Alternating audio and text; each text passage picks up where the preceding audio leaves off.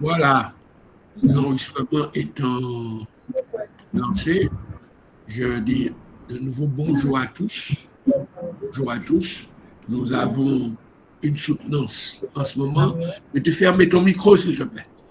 Nous avons une soutenance en ce moment. C'est celle de Ruth Saint-Germain.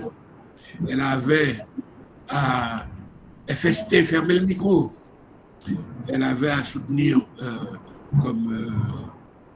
comme sujet de mémoire, elle avait à travailler sur le sujet de mémoire suivant, cyberharcèlement face au droit pénal haïtien entre vide juridique et impunité, cas du RP. Hein?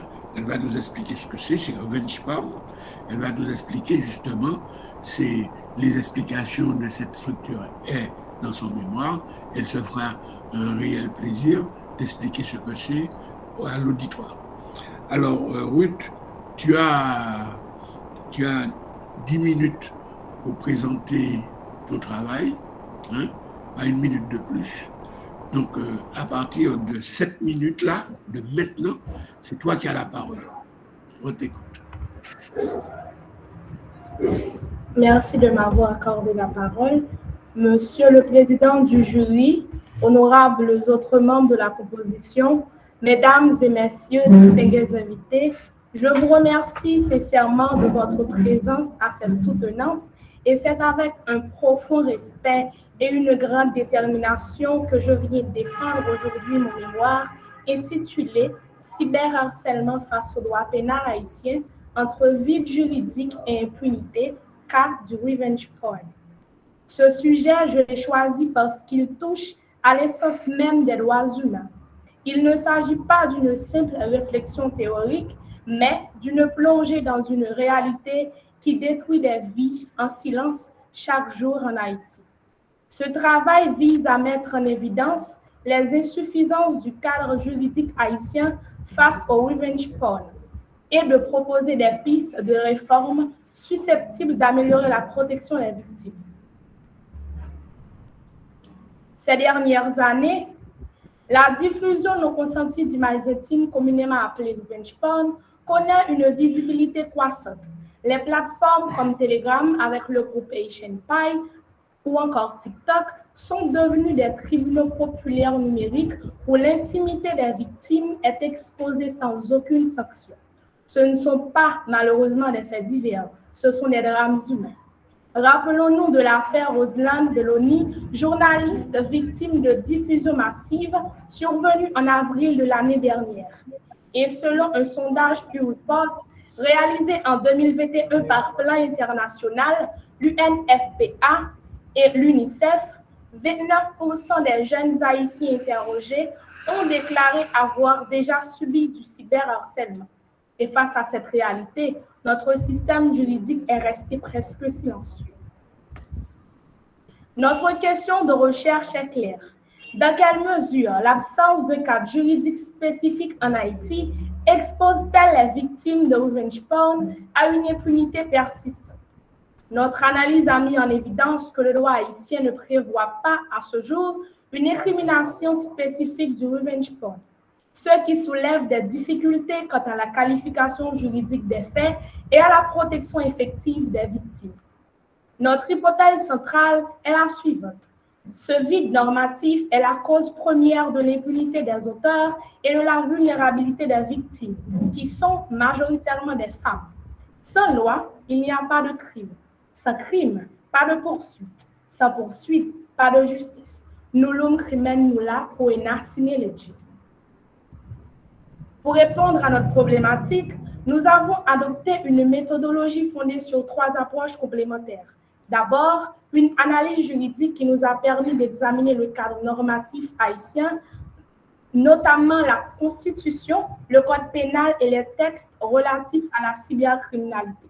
Ensuite, une approche de droit du droit comparé à travers l'étude des législations françaises et canadiennes, qui incriminent spécifiquement la diffusion non consentie d'images intimes et constituent des modèles de référence pour une éventuelle réforme en Haïti. Et enfin, nous avons réalisé un questionnaire en ligne ayant recueilli 106 réponses du grand public. Cette enquête a permis de confronter notre analyse juridique aux perceptions de la population. Toutefois, notre étude, comme toute recherche scientifique, présente certaines limites, puisqu'elle est principalement centrée sur Jacmel et que la littérature scientifique consacrée au revenge porn en Haïti demeure encore limitée. Notre analyse du droit haïtien révèle une carence fondamentale. Malgré la récente réforme du Code pénal en 2025, le revenge porn n'est toujours pas reconnu comme une infraction autonome. Cette absence est aggravée par des défaillances structurelles, un système judiciaire classé 140e sur 143 pays en matière de dépendance et une incapacité technique à mener des enquêtes numériques. Face à ces lacunes, les victimes se heurtent à un mur judiciaire, tandis que les auteurs bénéficient d'une impunité quasi totale, ce qui contraste violemment avec les législations protectrices de la France et du Canada.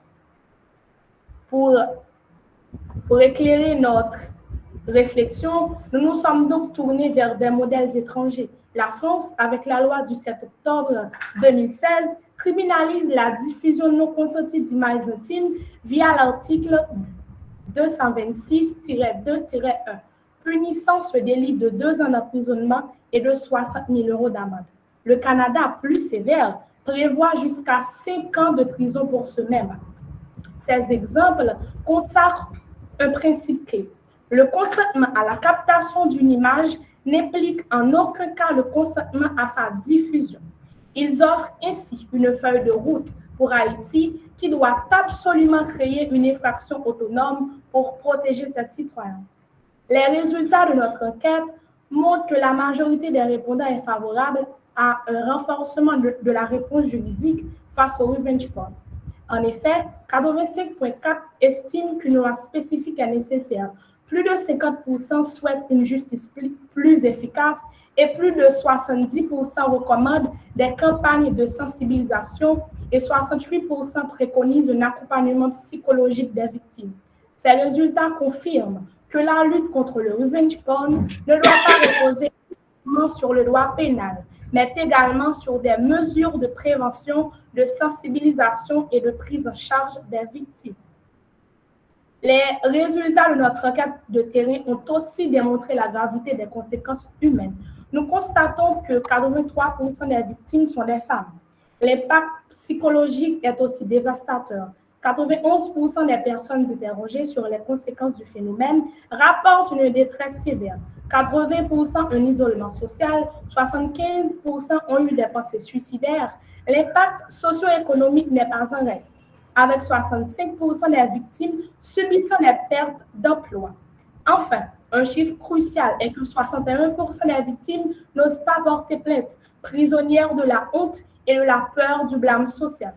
Face à ce constat, nous ne nous sommes pas contentés de décrire le problème. Nous avons donc proposé 3 axes de réforme concrètes.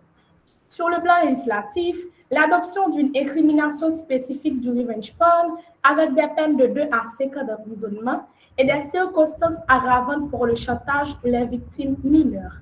Sur le plan institutionnel, la création d'une unité spécialisée d'investigation numérique et la formation obligatoire des magistrats aux enjeux de la cybercriminalité. Et sur le plan médico-social, des campagnes de sensibilisation de la jeunesse et un accompagnement psychosocial gratuit et décentralisé. Ces mesures sont d'ailleurs soutenues par la population que nous avons étudiée. Plus de 80% des sondés réclament une loi spécifique. En toute somme, notre recherche a permis de vérifier notre hypothèse de départ, qui était que l'absence d'une incrimination spécifique du revenge porn en droit pénal haïtien contribue à fragiliser la protection des victimes et à favoriser l'impunité des auteurs. Face à ce constat, il apparaît nécessaire d'adopter un cadre juridique adapté, accompagné de mesures de prévention et d'accompagnement des victimes. Nous espérons que ce travail contribuera à la réflexion sur l'évolution du droit haïtien face aux défis du numérique. Je vous remercie de votre attention et je reste à votre disposition pour toute remarque et questions. Merci beaucoup.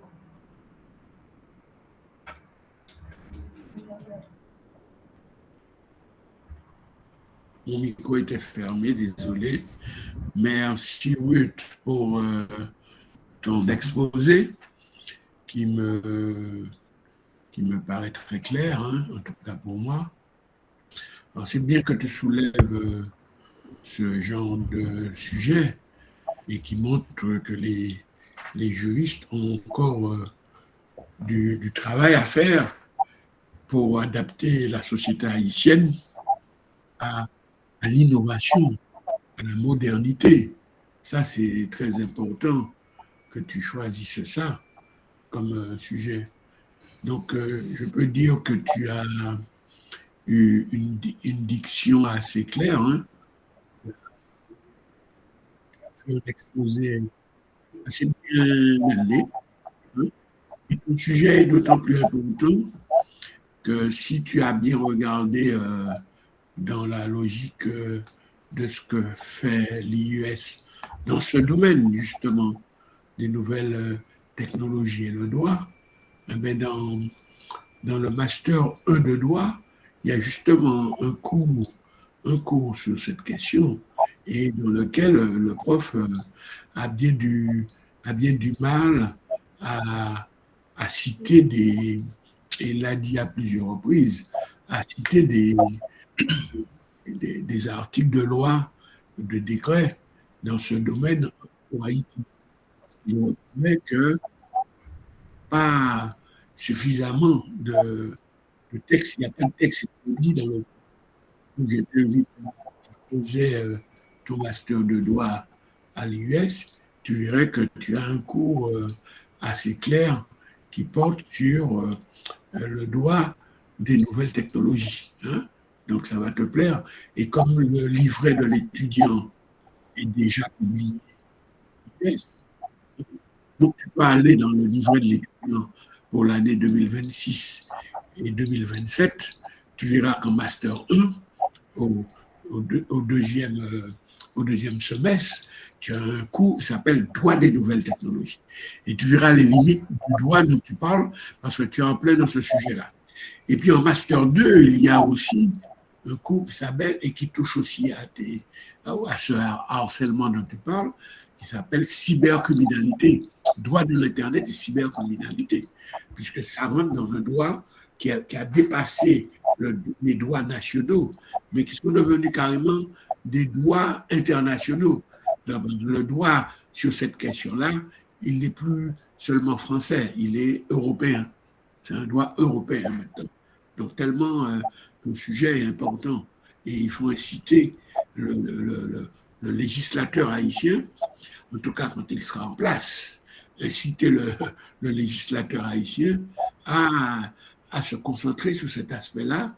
Et toi, jeune juriste, je pense que tu y mettras du tien, hein, pour que tu les incites à aller dans cette direction. Et je suis content qu'il y ait un juriste comme Ousselin qui est là et qui a dû suivre le master, bien entendu. Et où il a vu que les limites du droit, hein, du droit haïtien dans ce domaine-là. Donc, tu soulèves un sujet très important et je te félicite pour ton exposé oral, pour ton sujet et pour ta posture.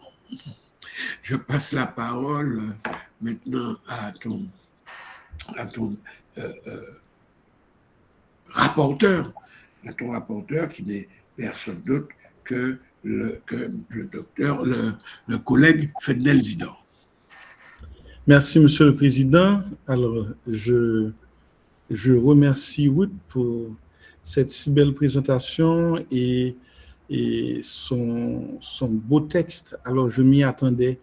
Et disons que c'est le contraire qui m'aurait...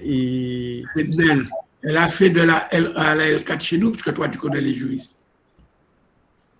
Et oui, mais Ruth, elle est chez nous. Elle a... Non, mais de la L1, mais oui, si elle est là, c'est qu'elle est inscrite chez nous. Mais je veux dire, est-ce qu'elle est de la L1 à la L4 chez nous? Oui, Ruth a fait tout le parcours. Alors, c'est là où je vais arriver. J'ai dit tout à l'heure que c'est le contraire qui m'aurait étonné parce que je connais l'étudiante. Bon, je sais que certaines fois, elle est paresseuse mais je connais son potentiel, je sais ce qu'elle peut donner. Et elle nous a livré un beau spectacle et cet après-midi. Donc, toutes mes félicitations, Ruth. Et je suis très content non seulement de faire partie de ce jury, mais d'être le rapporteur en plus, parce que vraiment, j'ai lu ton travail, j'ai pris le temps de lire ton texte, donc j'ai vu que c'est véritablement du bon travail. D'ailleurs, tu as fait une superbe introduction, à mon avis. Et tu as une superbe introduction. Les premiers mots dans un travail, que ce soit dans un discours ou quoi que ce soit, les premiers mots sont les plus importants. Et tu as capté la personne qui lit ton travail avec la première phrase. Donc ça, et demande à la personne de continuer, demande à la personne d'aller plus loin jusqu'à la dernière phrase. Donc, c'est tout à ton honneur et toutes mes félicitations et à toi. Donc, je savais que tu pouvais nous délivrer quelque chose d'aussi grande facture, d'aussi bonne facture comme tu viens de le faire, comme tu viens de le faire maintenant. Bon, je ne vais pas m'attarder vraiment à dire à répéter peut-être chaque phrase, chaque élément par rapport à son importance, à sa portée, etc., dans le cadre de ton travail. Mais je dis de manière globale, tu nous as délivré un travail très satisfaisant et vraiment avec des mots qui sortent de l'ordinaire. Et c'est ce que je m'étais dit. Et je vois que tu t'es trouvé des expressions qui sortent de l'ordinaire, des expressions que beaucoup de gens n'utilisent pas vraiment dans les mémoires. Donc, c'est du route. Donc, tu as sorti toi-même pour faire ce travail. Tu nous as conduit dans une relation de causalité, une relation de cause à effet. Depuis les premiers mots, tu as commencé avec les causes de tout cela, etc. Et nous conduit jusque dans les conséquences à la fin de ton travail. Donc, c'est encore important. Ça traverse le travail. Toutefois, j'ai pu remarquer, Ruth, que... alors, je te félicite pour ton sujet également, parce que le sujet est moderne, le sujet est très actuel, très, très actuel. Tu cites des choses qui sont passées l'année dernière, cette année encore, etc. Et donc, tu es là. Et si on te demande de refaire ce mémoire, donc tu es encore en 2026. Donc, tu nous mets en 2026 avec ce travail. Donc, c'est un travail très actuel. Fort souvent, j'ai entendu des critiques que les gens, et ce sont les mêmes sujets, les mêmes remarques, les mêmes titres, etc.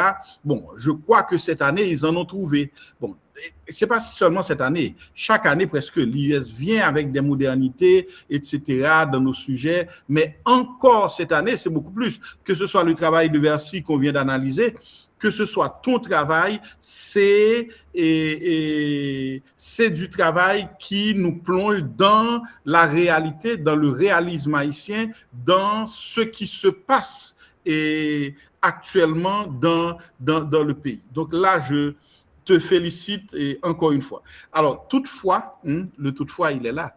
Et je trouve que tu as eu un peu trop de chiffres dans l'introduction pour un mémoire de droit.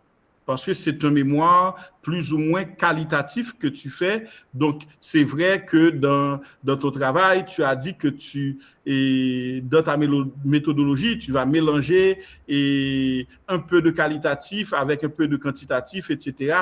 Mais au départ, tu as dit que c'est un travail qualitatif. Donc, tu as eu des chiffres dans l'introduction. Donc, je trouve que c'était un petit peu trop.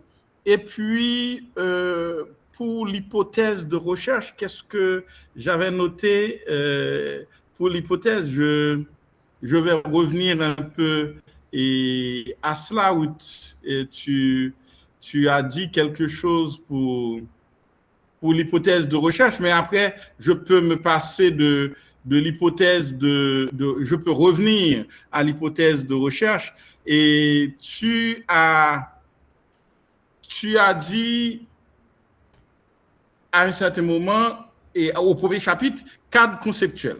Bon, cadre conceptuel, oui, je comprends, mais là-dedans aussi, tu as développé un certain nombre de choses, etc. Ça ne peut pas être le titre de chapitre, cadre conceptuel. Parce que là-dedans, tu as mis également d'autres éléments. Donc, pour moi, cadre conceptuel ne peut pas être le titre de chapitre, puisqu'il n'y a pas que des concepts que tu développes dans ce chapitre. Tu vois, donc, je pense que tu dois revoir ce titre de chapitre. Et puis, tu as parlé de manifestation du revenge porn en Haïti et dans le monde. Étant donné que, à mon avis, tu fais un mémoire et tu l'as dit, qui prend la forme d'un entonnoir, alors c'est moi qui le dis ça. Et un mémoire qui prend la forme d'un entonnoir, donc ça part et sur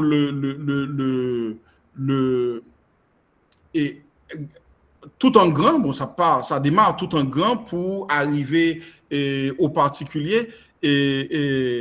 Donc, je trouve que tu pouvais commencer avec sa manifestation dans le monde et terminer avec sa manifestation en Haïti. Donc, comme ça, tu permets aux gens de profiter de comment est-ce que ça se manifeste à travers le monde.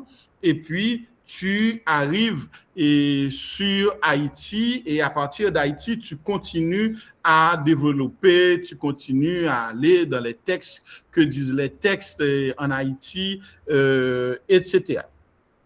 Dans le second chapitre, tu as parlé du cadre juridique en Haïti et international. Et puis, alors, tu as parlé d'abord d'approche méthodologique et cadre juridique haïtien et international. Bon, moi-même, je suggérerais que tu reformules le titre cadre juridique international et haïtien et cadre juridique international et haïtien et approche méthodologique. Puisque l'approche méthodologique, ça va rejoindre un petit peu les analyses.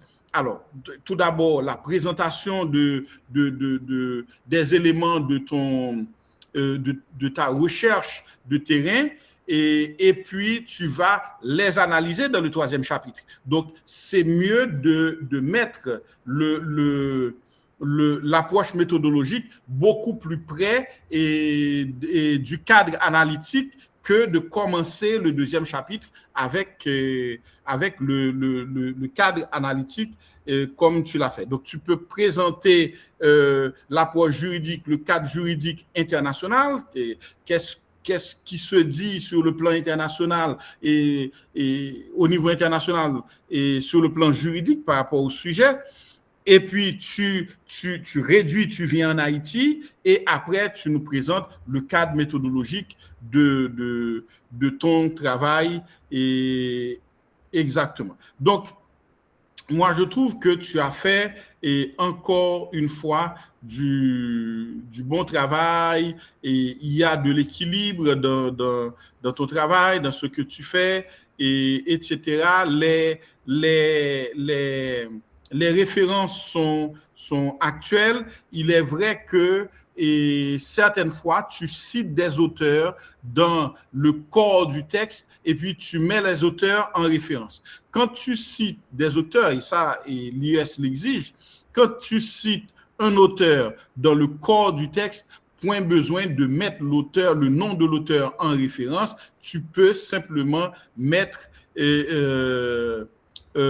l'année et de la parution du livre, de l'article, etc. Et dans les références, mais point besoin de reprendre tout ça. Et puis, tu as parlé de hypothèse de recherche. Et je reviens à hypothèse de recherche. Tu as écrit hypothèse de recherche. Donc, à ton niveau, point besoin d'écrire hypothèse de recherche. D'ailleurs, dans ta phrase qui introduit l'hypothèse de recherche, on va voir qu'on est à l'hypothèse. C'est comme si tu écrivais et question de recherche ou bien objectif comme titre. C'est pas nécessaire. Donc, point besoin d'écrire hypothèse de recherche. Ça fait puéril, ça fait enfant pour un travail si important que tu nous délivres là aujourd'hui. Donc, point besoin de reprendre ça. Et là, je vais terminer avec 2 questions, Ruth. Et qu'est-ce qui te motive pour un tel sujet? Qu'est-ce qui te motive? Je ne veux pas aller à fouiner dans tes affaires, hein, mais là, c'est le membre du jury qui te pose la question. Bon, qu'est-ce qui te motive par rapport à un tel sujet? Et puis, nouvelle technologie par rapport à revenge porn. Est-ce que la nouvelle technologie, est-ce que là, ce n'est pas une facette négative de la nouvelle technologie, puisque c'est la nouvelle technologie qui pousse la question de la revenge porn, alors du revenge porn à s'étendre? Est-ce que c'est pas, n'est-ce pas là une facette négative de la nouvelle technologie? Voilà mes 2 questions.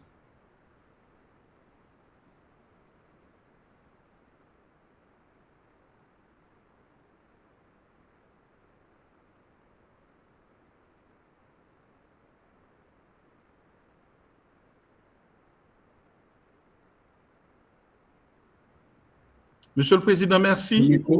Oui, j'ai vu mon micro est parfois têtu en parlant de nouvelles technologies. C'est ça la difficulté. Parfois, il y a des entêtements.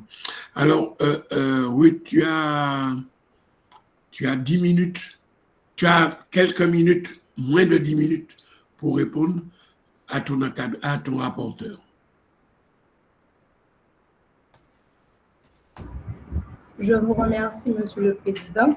Et je tiens à remercier Monsieur Fidel Sidor qui a été comme un père pour moi à l'IUS dès mon inscription. Et je vous remercie pour toutes vos remarques et je vais en tenir compte. Et pour répondre à vos 2 questions, la première a été qu'est-ce qui me motive, qu'est-ce qui m'a motivé à un tel sujet? Honnêtement, je voulais, comme vous l'avez dit, presque chaque année, il y a assez souvent les mêmes sujets. Je voulais premièrement me démarquer parce que je suis un peu cette personne-là qui aime apporter une touche de nouveauté, j'aime l'aspect du nouveau. Et aussi, j'avais remarqué ces dernières années une explosion du phénomène observé et il n'y avait pas assez d'études sur ce cas-là. Et de plus, je ne vais pas dire que je suis une féministe, mais il y a des aspects que j'adhère. Je trouve que c'est injuste qu'une femme puisse subir d'assaut d'inconnus ou de personnes connues. Et aussi, alors, il n'y a pas que les femmes. Il n'y a pas que les femmes. Hein. Yes, Bien sûr. Il y a Plus de femmes, mais pas que les femmes. Oui, bien sûr, monsieur. Merci pour cette. Merci, monsieur. Et aussi, je me souviens qu'en philo, on m'avait demandé une phrase pour mettre en dessous de ma photo de promotion. Et j'avais dit cette phrase-là. Je veux être la voix de ceux qui sont sans voix. Et ce sujet-là m'a vraiment touchée. Je pensais que je devais en parler et j'en ai parlé et beaucoup de personnes m'ont encouragée et c'est ce qui m'a motivée. Et la deuxième question a été et nouvelles technologies et revenge porn, est-ce que ce n'est pas une mauvaise facette? Je peux dire que on pourrait avoir tendance à dire que c'est une mauvaise facette des nouvelles technologies parce que s'il n'y avait pas les nouvelles technologies, il n'y aurait pas de revenge porn. On est d'accord. Mais je pense plutôt que c'est une manque d'éducation et aussi un sentiment d'infériorité des auteurs du crime qui est la mauvaise facette. Je pense que c'est l'humain plutôt, parce que les nouvelles technologies, ce sont des outils qu'on peut utiliser, qu'on malaxe, ça peut prendre la forme qu'on veut donner. Donc, je pense plutôt que ce sont les personnes qui utilisent mal les nouvelles technologies qui sont les mauvaises facettes. Ce ne sont pas les mauvaises technologies, mais plutôt les personnes-là. Merci beaucoup. Voilà. Tu as répondu à toutes les questions de ton rapporteur. Fidèle, tu as quelque chose à rajouter ou à demander, une précision? Non, ça peut aller, Monsieur le Président, ça va très bien. Alors, je vais passer la parole à ton directeur de mémoire. Je lui demande d'ailleurs de prendre la parole, c'est-à-dire le collègue Rousselin Cadet. Merci, Dr. Fred, de m'avoir accordé la parole. Donc, vraiment, je suis aux anges d'avoir écouté une telle prestation orale. Donc, l'étudiante Ruth s'est vraiment préparée pour la communication des résultats de sa recherche. Donc, je la félicite, c'est très bien de sa part. Donc, je rappelle que cette étudiante, elle était très, très respectueuse avec moi et elle a fait preuve de sa persévérance. Et aussi est-elle là cet après-midi pour pouvoir soutenir son mémoire pour présenter ses résultats. Donc, je la félicite également pour avoir choisi un tel sujet, parce que ce sujet, c'est un sujet maintenant qui devrait préoccuper les autorités haïtiennes. Donc, ce sujet témoigne d'un phénomène qui fait peur ou bien qui est un phénomène qui fait mal. Mais cependant, en Haïti, on constate que les législateurs haïtiens n'accordent pas d'importance à ça. Donc, il n'y a pas nécessairement un cadre juridique complet sur le cyberharcèlement. Même si dans le cadre de l'exposé de l'étudiante Ruth, elle nous a montré que, alors selon son exposé, alors le cyberharcèlement se limiterait uniquement au revenge porn, peut dire, ou bien à la publication des photos et des vidéos des gens sans leur consentement, mais ça va beaucoup plus loin.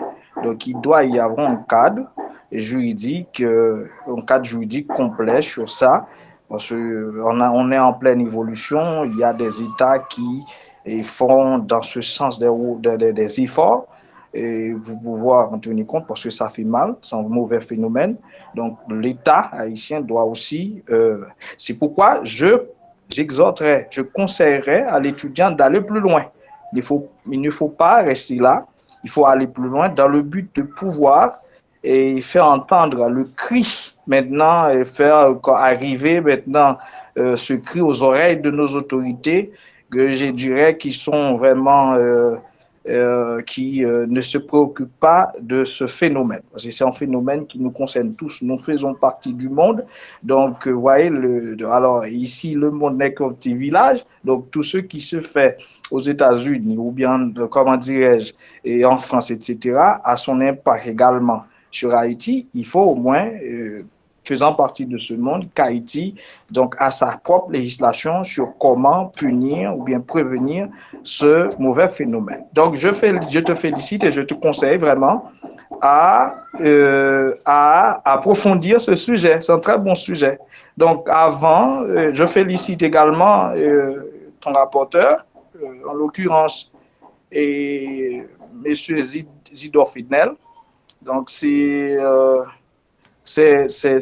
observations sont bienvenues et ces félicitations également sont bienvenues. Et je dois rappeler à M. Zidore Fidnel que les félicitations ne sont pas seulement les tiennes. Elles ne sont pas uniquement les tiennes parce que moi-même, j'ai beaucoup lutté afin que ce travail soit ainsi. Parce que moi, je suis vraiment exigeant et l'étudiant peut, comment dire, en témoigner, parce que moi, je ne veux pas n'importe quoi. De sorte que je dis toujours à mes étudiants qu'il faut le respect du canevas, qu'il faut s'attacher à bien faire. Et sinon, on ne peut pas bénéficier de ma bénédiction, ou bien de mon autorisation pour le dépôt, parce que je ne veux pas que mes étudiants déposent n'importe quoi, ou bien des torchons. C'est comme ça que j'ai dit à mes étudiants. C'était vraiment... Donc, je félicite. Donc, c'est très, très important. Merci. Et alors, félicitations à toi, Ruth. C'était très bon. Donc, tu ne m'as pas fait honte. Donc, tu as apporté, comme a dit ton rapporteur, un travail de taille, un travail qui va laisser derrière maintenant des traces. Donc, bravo. Et je te conseille de continuer sur cette même lancée. Et je ne vais pas partir sans te féliciter pour ta prestation orale. Tu as eu une très bonne prestation orale, bravo, c'est ça, il faut être un étudiant qui a des objectifs et tu as pris en compte toutes mes considérations, toutes mes, comment dirais-je, exigences, que ce soit maintenant concernant l'écrit ou bien que ce soit l'oral. Donc voilà, merci à toi, Président, merci à toi, monsieur Zidore Fidnel, félicitations pour tes remarques et observations. Alors, je remercie également le public pour sa présence et son intérêt. Donc, merci à tout le monde. Oui, merci, Ousselin, pour tes remarques. Moi, j'ai envie de poser une question à Ruth, qui a travaillé pendant quelques mois sur le sujet. J'ai envie de lui demander si, à sa connaissance, l'État ou le Parlement, peu importe, ou des députés, réfléchissaient sur le sujet, premièrement, et deux, est-ce qu'il y a une coopération qui est en cours sur le sujet? Parce que, comme tu le sais, ce sujet-là n'est pas national. Parce que, comme tu le sais, dès qu'on touche aux nouvelles technologies, on touche au monde entier. Hein? Si on parle de cyberharcèlement, la personne peut être en Sibérie et te harcèle en Haïti. Ou la personne peut être au Texas et te harcèle. Donc, c'est très souvent des règles, et des règles communes, comme tu as dit, internationales, qui sont concernés par ça. Et deuxièmement, cela suppose une sorte d'accord, d'équipe de travail au niveau international, comprenant si Haïti veut installer sur le territoire des règles, ben elle ne peut pas faire, le pays ne peut pas faire ces règles sans regarder, sans collaborer avec un certain nombre de pays, puisque dès qu'on touche aux nouvelles technologies, on ne touche pas à un pays, on touche à tout le monde. Et la personne qui te harcèle, tu es en Haïti, si la personne te harcèle, la personne peut être en Haïti aussi, mais la personne peut être n'importe où dans le monde. Et quand la personne est ailleurs dans le monde, tu n'as pas de pouvoir. Sauf si il y a un cadre de coopération qui est préalablement rédigé. Voilà, dis-nous un peu ce que tu sais sur l'urgente nécessité qu'il y a à mettre en place un cadre juridique pour cette affaire. Tu as la parole.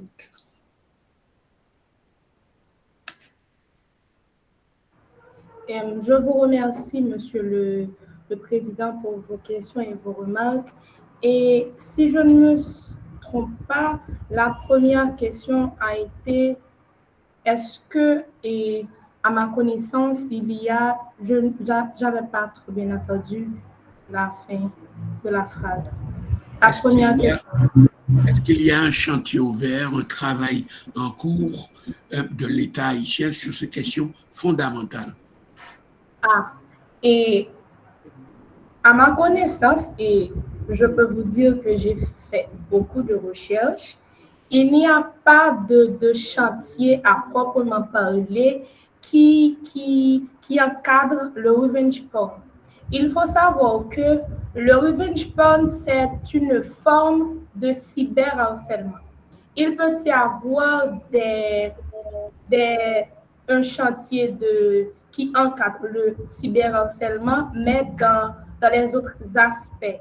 Mais ce qui a rapport au revenge porn, je ne crois pas qu'il existe de chantier ou d'organisation sur le plan national qui y travaille, malheureusement. Donc, ça ne bouge pas du tout. Dans ce domaine-là, ça ne bouge pas au niveau national, d'après ce que tu dis. Non, monsieur. Ah bon. Seulement si je peux ajouter quelque chose. Oui, vas-y, tu as la parole. Et avec le nouveau code pénal qui a été, je crois, en juin 2025, il y a des lois sur le cyberharcèlement. Mais toutefois, il n'y a pas de loi spécifique au revenge porn. Un juge pourrait toujours se référer à ces nouvelles lois pour traiter un revenge porn, mais s'il y a un bon avocat et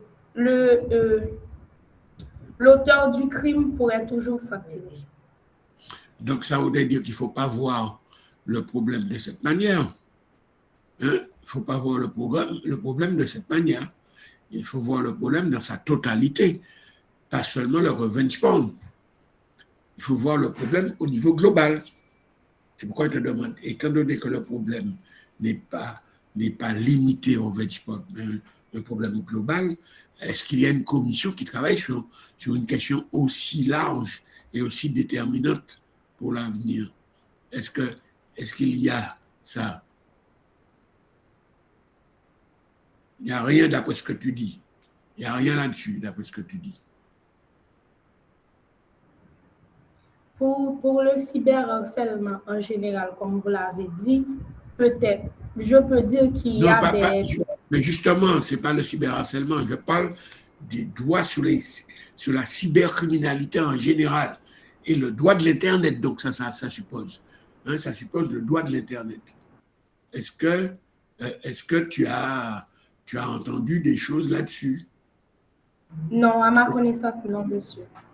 Parce qu'il ne faut pas voir ça seulement par le petit bout de la lorgnette. Il ne faut pas voir ça seulement dans le cas du revenge porn. Il faut voir ça dans le cadre du droit de l'Internet. Le droit de l'Internet englobe cette branche-là notamment. Et englobe aussi une dimension de coopération. Alors toi, comme tu es juriste et que c'est un vaste chantier, depuis que les Européens travaillent dessus en équipe depuis des décennies, ils n'ont pas encore tout stabilisé. Donc c'est te dire, ils sont dessus depuis longtemps. Donc, c'est pourquoi on dit que ça a une dimension coopération, mais il ne faut pas voir le truc par une petite porte. Le revenge porn, c'est un aspect du droit de l'Internet. Un aspect. C'est très vaste. Il faut l'englober. Et après, tu as soit des lois spécifiques, soit des décrets, etc. Mais il faut le voir de sa totalité, ce qui demande une réflexion globale au niveau national.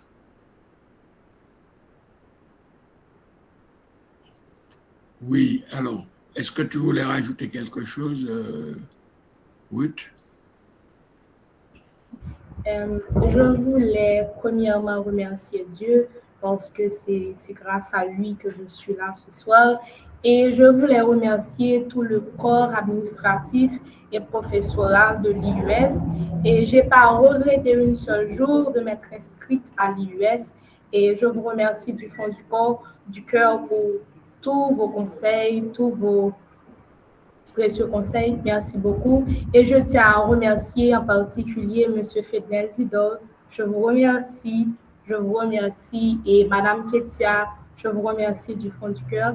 Et je remercie également mes parents, avant mes parents, monsieur le directeur de mon mémoire, je n'allais pas vous oublier. Vous avez été de précieux conseils et je pense que j'avais besoin de votre rigueur. Et je vous dis merci, je vous remercie du fond du cœur. Et je souhaite remercier mes parents, mon papa, ma maman qui sont là. Il y a ma soeur aussi. Et il y a tous mes amis qui sont venus en foule. Je vous remercie du fond du cœur. Toute personne qui, d'une façon ou d'une autre, a contribué à la réussite de tout mon parcours universitaire, je vous remercie beaucoup. Et je tiens à remercier une personne en particulier qui m'a soutenue, Merci pour ta patience. Merci pour l'assistance connectée. Je vous remercie. Au revoir et merci beaucoup.